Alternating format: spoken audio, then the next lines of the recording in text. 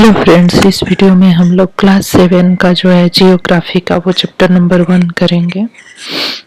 NCERT CBSE की वो book जो है जितने भी स्कूल्स हैं सीबीएसई बोर्ड के उन सभी जगहों पे पढ़ाई जाती है। तो हमारा जो पहला चैप्टर है वो है इन्वायरमेंट। इन्वायरमेंट क्या होता है? हमारे चारों तरफ जो भी चीज़ें पाई जाती हैं वो हमारे इन्वायरमेंट में आती हैं।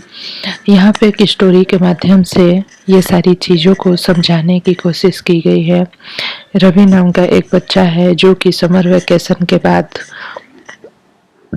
अपने स्कूल को लौटता है और उसके स्कूल के सामने एक बड़ा सा प्लेग्राउंड है और उस प्लेग्राउंड में बहुत सारी ग्रासेस थी और जो है कि मैरीगोल्ड और बहुत सारे फ्लावर्स थे और वहाँ पे बटरफ्लाईज जो है घूमती रहती थी। तो अभी क्या हो रहा है कि उस जगह को जो है खोदा जा रहा होता है, डिगिंग हो रही होती है और वहाँ पे जो है कुछ लोग किसी और पर्पज के लिए कोई बिल्डिंग बनाने वाले होते हैं। तो ये देख के जो है कि रवि को और बाकी सारे जो बच्चे हैं उन सबको बहुत ही दुख होता है और जो प्रिंसिपल है उनको भी बहुत दुख होता है। लेकिन वो बोलते हैं कि इस तरह से हम लोग जो है अपने एनवायरनमेंट को चेंज करते हैं। हम ह्यूमन बीइंग जो है वो सभी के सभी हम जो है अपने एनवायरनमेंट को चेंज कर रहे हैं और वो भी खराब हुए में, मीन्स कि हम उसे बिगाड़ रहे हैं। एनवायरनमेंट जो होता है बेसिक लाइफ सपोर्ट सिस्टम है हमारा। हमारा जो इन्वायरमेंट है वो क्या है? हमारा बेसिक लाइफ सपोर्ट सिस्टम है। It provide us air we breathe, जिस एयर से हम ब्रीथ करते हैं, जिससे हमारे जीवन चलता है, वो जो है एयर हमें इन प्लांट्स से मिलता है, इस इन्वायरमेंट से मिलता है। द वाटर वी ड्रिंक, जो पानी हम पीते हैं वो भी हमें अपने इस इन्वायरमेंट से मिलता है। The food we eat and the land where we live, तो जो भी हम फूड खाते हैं वो भी सारे हमारे आसपास जितने भी प्लांट्स हैं, चाहे वो क्रॉप के प्लांट हो या फ्रूट के, उन सब से हमें मिलता है। And the land where we live, और जहाँ पे हम रहते हैं वो भी हमारे एनवायरनमेंट का एक महत्वपूर्ण हिस्सा है। तो इस तरह से how do human beings modify this natural environment, और हम देख सकते हैं कि किस तरह से इन सारी चीज़ों को ह्यूमन बीइंग ने मॉडिफाई कर दिया है। जो एयर है, एयर की क्वालिटी ख़राब हो गई है क्योंकि हमने बहुत सारी इंडस्ट्री बना दी है जिससे कि बहुत ही ख़राब एयर निकलता है और एटमॉस्फेयर में जाता है। हमने जो है कि अपने वाटर बॉडी जो है और जो पीने का पानी है उसको भी ख़राब कर दिया है कि आज के टाइम पे हमें बहुत मुश्किल बहुत सारे डेंजर अपने सामने दिखने लगे हैं कि हमें पीने का पानी भी क्लीन मिलेगा या नहीं। तो ह्यूमन बीइंग ने किस तरह से अपने चारों तरफ के एनवायरनमेंट को, जिसमें कि एयर, वाटर और लैंड है, प्लांट्स है, उन सबको किस तरह से ख़राब कर दिया है। और वो भी किस लिए हम ऐसा करते हैं, किस लिए ह्यूमन बीइंग ऐसा करते हैं? क्योंकि ह्यूमन बीइंग कार्स बनाते हैं, माइल्स बनाते हैं, फैक्ट्रीज बनाते हैं एंड मैन्युफैक्चर कंटेनर्स, और जो है कि बहुत सारे तरह के कंटेनर्स बनाते हैं। This is how the human being modify natural environment, और इस तरह से जो है कि हम अपने चारों तरफ के एनवायरनमेंट को अफेक्ट कर रहे हैं। ठीक है, तो यहाँ पे जो है टीचर बच्चों से कहता है कि आप ग्रुप बनाओ और 2 हेडिंग्स लिखो कि आपके चारों तरफ जो चीज़ें हैं उनमें कौन सी ह्यूमन मेड है, कौन सी मैन मेड है, या कौन सी नेचर से हमें प्रोवाइड की गई है, कौन सी नेचुरल है। जो नेचर से हमें सिस्टम्स प्रोवाइड किए गए हैं उसे हम नेचुरल सिस्टम कहते हैं। तो यहाँ पे हम देखेंगे कंपोनेंट ऑफ एनवायरनमेंट, तो हमारे एनवायरनमेंट के क्या क्या कंपोनेंट्स हैं यहाँ पे हम देखेंगे। तो इसको 2 पार्ट में बांटना है, नेचुरल और ह्यूमन मेड। तो यहाँ पे जो भी क्लास में आपके बच्चे हैं या जो भी लोग साथ में मिलकर पढ़ रहे हैं वो जो है ग्रुप, वो जो है एक लिस्ट बना सकते हैं कि ये नेचुरल है और ये मैन मेड है। तो यहाँ पे हम देख सकते हैं बहुत ही क्लियरली कि जो वाटर है वो नेचर ने हमें प्रोवाइड किया है, जो एयर है वो हमें नेचर ने प्रोवाइड किया है, लैंड प्रोवाइड किया है, लिविंग थिंग्स जो बायोस्फीयर है हमारा उसको हमारे नेचर ने हमें प्रोवाइड किया है। अगर ह्यूमन बीइंग चाहे तो उसको नेचर ने जो चीज़ें प्रोवाइड की है उसमें में कितने अच्छे से अपने जीवन को एंजॉय कर सकता है। लेकिन ह्यूमन बीइंग को वो चीज़ें अच्छी तो लगती हैं, लेकिन उसको जब हम बिगाड़ते हैं, जब ह्यूमन बीइंग बिगाड़ते हैं तो उससे हमें क्या उसके बैड इफ़ेक्ट झेलने पड़ेंगे ये हमें पता नहीं होता है। तो यहाँ पे जो हम देख सकते हैं कि ह्यूमन मेड जो चीज़ें हैं वो क्या है, बिल्डिंग ह्यूमन मेड है, पार्क्स है ह्यूमन मेड है, मैन मेड है, ब्रिजेज हैं, रोड हैं। हमें कार चाहिए चलने के लिए तो कार के चलने के लिए रोड भी चाहिए, जैसे कि इंडस्ट्रीज है और इंडस्ट्री है, मॉन्यूमेंट्स हैं। तो ये सारी चीज़ें जो है ह्यूमन के द्वारा बनाई हुई हैं।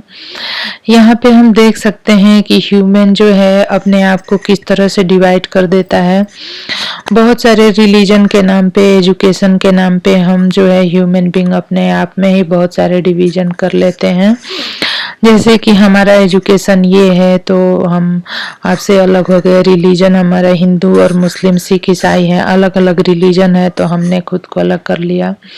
इकोनॉमिक किसी की अच्छी होती है, किसी की खराब होती है, पॉलिटिकल सिचुएशन हो गया, यहाँ पे इंडिविजुअल हो गए, फैमिली हो गए और कम्युनिटी हो गए।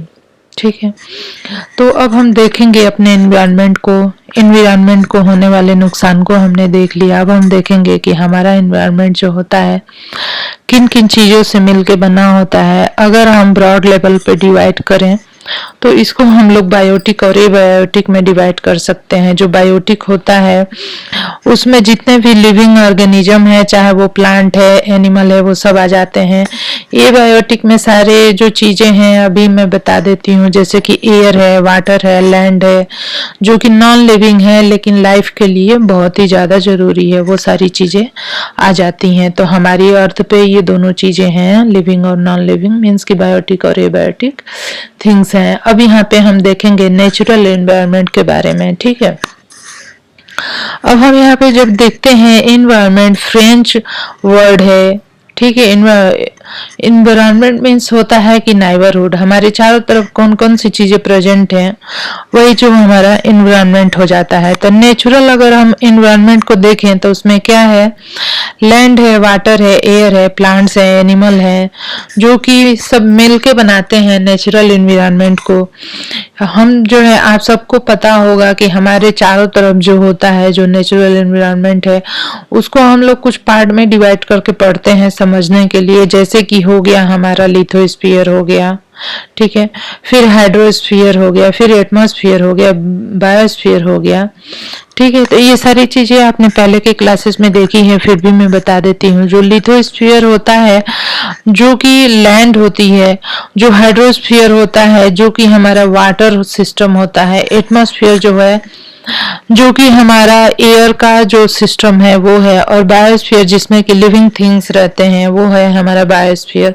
अब लिथोस्फीयर को हम यहाँ पे थोड़ा डिटेल में देख लेंगे कि हमारा जो लिथोस्फीयर है वो किन किन चीजों से मिलके बना है। आप यहाँ पे देख सकते हैं हमारा लिथोस्फीयर जो है, यहाँ पे आप फोटो में देख सकते हैं कि ये जो हमारा लिथोस्फीयर है वो जो है, यहाँ पे चलिए हम आपको समझा देते हैं। लिथोस्फीयर जो होता है वो सॉलिड क्रस्ट होता है लैंड का, the her top layer of the earth को हम लिथोस्फीयर कहते हैं। और यह जो है बना होता है रॉक से और मिनरल से, कवर्ड होता है with the thin layer of the soil. ठीक है, रॉक्स और मिनरल का बना होता है और किससे कवर्ड होता है, thin layer of the soil से। इट इज, यह जो है इरेगुलर सरफेस होता है, कहीं पे हाइट होती है, कहीं पे नी लैंडफॉर्म जो होते हैं कहीं पे हाइट होती है, कहीं पे वैली होती है। तो ये जो हमारा लिथोस्फीयर है उसमें माउंटेन आ जाते हैं, प्लेटू आ जाते हैं, प्लेन्स आ जाते हैं और वैलीज आ जाती हैं। Landforms are found over the continent and also on the ocean floor. तो हमारे जो वेरियस टाइप के लैंड फॉर्म्स हैं वो हम में बहुत सारे कंटिनेंट्स के रूप में देख सकते हैं हम। हमारा जो लिथोस्फीयर है is the domain that provide us forest, grassland for grazing and land for agriculture and human settlement. तो हमारा लिथोस्फीयर क्या है? हमको जो है नेचर के द्वारा प्रोवाइड किया गया एक सिस्टम है जिसमें और इस लिथोस्फीयर में हमें नेचर ने क्या क्या दिया है? फॉरेस्ट दिया है, ग्रासलैंड दिया है ग्रेजिंग के लिए, लैंड दिया है एग्रीकल्चर के लिए, और ह्यूमन सेटलमेंट के लिए भी लैंड है। ठीक है, और यहीं से हम बहुत सारे मिनरल्स को भी प्राप्त करते हैं। अब आपको एक होमवर्क दिया जाता है कि आप अपने चारों तरफ देखिए और बताइए कि जो लैंड है आपके चारों तरफ उसका किस किस कामों में यूज किया जाता है। ठीक है, कौन से कामों में यूज किया जाता है। Let's do. Where does the water you use in your home and school come from? Make a list of different use of the water in our daily life. Have you seen anyone wasting water and how? तो यहाँ पे आपसे कहा जा रहा है कि आपके चारों तरफ जो वाटर है या फिर आपके घर में जो वाटर आता है वो कहाँ से आता है, और उसका जो है कि आप लिस्ट बनाइए।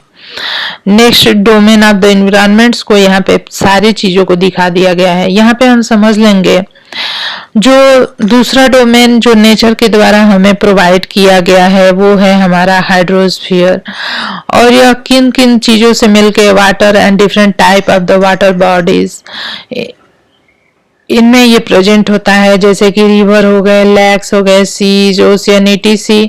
It is essential for all living organism.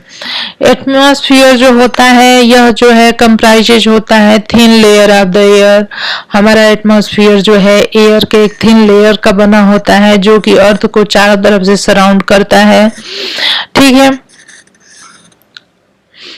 The gravitational force of the earth hold the atmosphere around it. It protect us. तो हमारे अर्थ के जो चारों तरफ का जो एयर का एक पतली सी लेयर है वो अर्थ के ग्रेविटेशनल फोर्स के द्वारा पकड़ी रहती है। मीन्स कि अर्थ का जो ग्रेविटेशनल फोर्स है जो कि हमें दिखता नहीं है लेकिन वो एयर की जो लेयर है उसको वो पकड़े रहता है। यहाँ पे आप देख सकते हैं कि इकोसिस्टम हम किसे कहते हैं। हमारा इकोसिस्टम जो है, ecosystem is a system form by the interaction of all living organism with each other and with the physical and the chemical factor of the environment in which they live, all linked by transfer of energy and material. तो यहाँ पे और चीजें हम क्या देख रहे हैं कि हम जो बात कर रहे थे एटमॉस्फेयर की, तो एटमॉस्फेयर क्या है? एयर की एक थिन लेयर है जो कि कैसे पकड़ी रहती है, अर्थ की ग्रेविटेशनल पुल जो है उसको पकड़े रहता है। और दूसरी चीज क्या है कि यह जो है हमें बचाती है सन के हार्मफुल रेज से और scorching of the heat of the sun, और सन की जो हीट आती है वो बहुत तीव्र होती है उससे भी हमें बचाती है। यह जो हमारी एयर की लेयर है वो कंसिस्ट होती है गैसेस से और डस्ट से और वाटर वेपर से। ठीक है, इसमें गैस होता है, वाटर वेपर होता है और डस्ट होता है। The changes in the atmosphere produce change in the weather and climate. Plant and animal kingdom there make biosphere are the living world. यह जो हमारा बायोस्फीयर है यह जो है लिविंग वर्ल्ड को बनाता है। It is narrow zone of the earth where land, water and air interact with each other to support life. What is ecosystem? Ecosystem क्या होता है? At an NCC camp, Ravi जो है class was attending. Ravi class attend कर रहा था। जैसे exclaimed, what a heavy downpour. It reminds me of my home in the Kerala. You should come and see how it pour and pour and pour. The lush green fields and coconut plantation. यहाँ पे दिखाया गया है कितना खूबसूरत सा एक ecosystem जो कि है पॉन्ड इकोसिस्टम। ठीक है, यहाँ पर जो हमें दिखाया गया है यह है पॉन्ड इकोसिस्टम। और पॉन्ड इकोसिस्टम में आप देख सकते हैं कि फ्लावर्स हैं, डक है, और जो पॉन्ड के आसपास की जो घास है वहाँ पे बहुत सारे कैटल हैं जो कि मूव कर रहे हैं। ये बनाता है हमारा pond ecosystem. Hira said, not just camel. If you visit our desert, you will see snakes, lizards and many insects too. किसी भी अगर आप फॉरेस्ट इकोसिस्टम में जाते हैं तो आप वहाँ पे स्नैक, लिजर्ड और बहुत सारे इंसेक्ट्स को देखते हैं। रवि जो है ये सारी चीजें देख के बहुत ही वंडर होता है। Why do the animals, the vegetation and the way people live vary from place to place, are they are related to each other? Means कि जितने भी प्लांट्स हैं, एनिमल्स हैं और इंसेक्ट है, सभी जो है एक साथ रहते हैं, क्या वो एक दूसरे से रिलेटेड हैं? हाँ बिल्कुल, इसका आंसर हो जाएगा यस। सभी के सभी एक दूसरे से रिलेटेड हैं और एक दूसरे से रिलेट होके ही अपने जीवन को जीते हैं।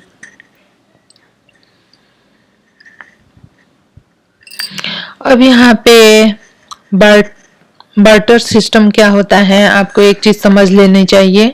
तो बार्टर सिस्टम वो होता है जहाँ पे कि आप कुछ देते हैं और हम कुछ देते हैं। मीन्स कि ये चीज सामान का एक्सचेंज होता है, ना कि पैसे का। जैसे कि हम मार्केट जाते हैं अभी तो क्या करते हैं, पैसे देते हैं और कोई सामान लेते हैं।